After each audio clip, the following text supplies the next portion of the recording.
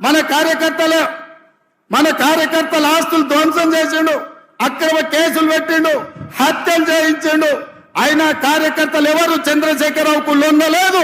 తిరగబడి చంద్రశేఖరరావును బొందబెట్టిరు మొన్న జరిగిన డిసెంబర్ ఎన్నికల్లో.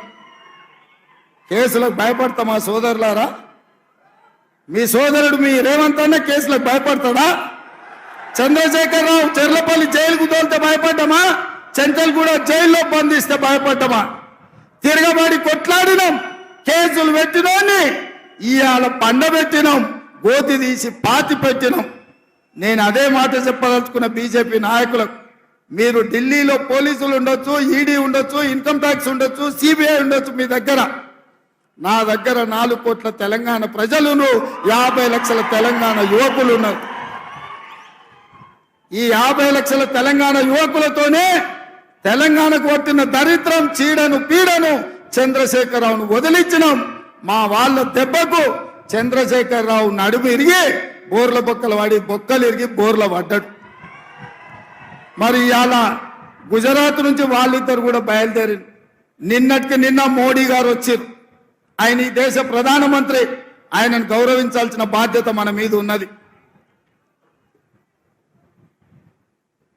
ఒక ప్రధానమంత్రిగా, వయసులో పెద్దవాడిగా, 13 సంవత్సరాలు ముఖ్యమంత్రిగా, 10 సంవత్సరాలు ప్రధానమంత్రిగా చేసిన నరేంద్ర మోడీ గారిని, వయసులో చిన్నవాడిని, మొదటిసారి ముఖ్యమంత్రి అయిన వాడిని తప్పకుండా వారిని గౌరవిస్తా, వారు ఎదురు పడితే నమస్కారం కూడా పెడతా.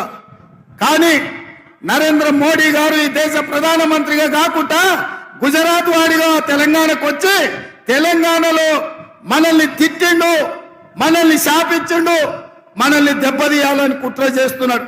ఎవరైనా ఎన్నికలప్పుడు వస్తే ఈ ప్రాంతానికి ఏమి ఇస్తారో, ఈ ప్రాంతానికి ఏం తెస్తారో చెప్పాలి. ఇవాళ నిన్న అది చెప్పలేదు. గతంలో కాంగ్రెస్ పార్టీ బయ్యారం ఉక్కు కర్మాగారం ఇచ్చింది, దాన్ని రద్దు చేసిండు. రైల్వే కోచ్ ఫ్యాక్టరీ ఇచ్చిండు కాజీపేటలో, రద్దు చేసిండు. ITIR కారిడార్ ఇచ్చిండు, రద్దు చేసిండు. IIM IITలు ఇచ్చిండు, రద్దు చేసిండు. పాలమూరు రంగారెడ్డి ఎత్తిపోతల పథకానికి జాతీయ హోదా ఇస్తే రద్దు చేసిండు. అంతెందుకు, మీ గుండె బాండ్ పేపర్ రాసిచ్చాడు, 5 రోజులలో పసుపు బోర్డు ఇస్తా అని. 5 ఏళ్ళైనా ఇయ్యలే. నరేంద్ర మోడీ గారు ఏమైనా అది చెప్తారేమో అని నేను అనుకున్నా. నిజామాబాద్కు పసుపు బోర్డు ఇస్తా అన్నాం, ఇస్తున్నాం తీసుకోండి ఆ రైతులకు అని. చక్కెర కర్మాగారాన్ని ఇయ్యాలొచ్చి మాటలు చెప్తున్నాడు ఆయన. పసుపు గిట్టుబాటు ధర లేదు, ఎర్రజొన్నలు గిట్టుబాటు ధర లేదు, మొక్కజొన్న గిట్టుబాటు ధర లేదు. మీ చెరుకు కర్మాగారం తెరిచే పరిస్థితులు లేవు. ఇవేమీ చెప్పలే.